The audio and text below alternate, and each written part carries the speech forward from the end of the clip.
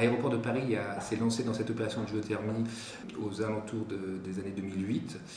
Ça fait suite aux engagements que nous avions pris dans le cadre du Grenelle de l'environnement et dans notre volonté de limiter les rejets de CO2. La géothermie nous permettra d'économiser environ 30% de notre consommation de chauffage et donc une économie de 9000 tonnes de CO2 rejetées par an dans l'atmosphère. Donc nous allons puiser cette énergie dans la nappe du Dogger qui couvre la majeure partie de l'Île-de-France, une partie de Paris, son endroit le plus chaud sur la région du côté de Brie-Comte-Robert, et donc on retrouve l'aéroport d'Orly à mi-chemin entre les deux, sur une zone où on espère avoir de l'eau à 74 degrés.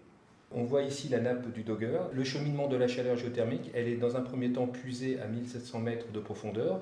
Elle est remontée en surface au travers d'une pompe d'exor, puis elle passe dans un échangeur au titane.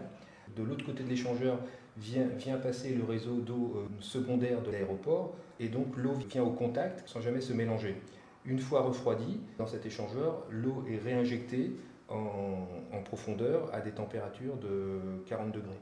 On viendra alimenter les aérogares d'Orly Sud, d'Orly Ouest ainsi que les bâtiments secondaires avec de l'eau, encore une fois dans un premier temps à 70 degrés environ.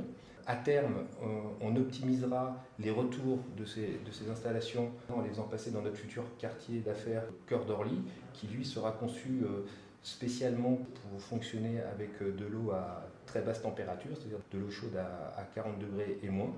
Pour Aéroport de Paris, ce chantier représente environ 12 millions d'euros, subventionné à hauteur de 25% par l'ADEME et l'Île-de-France.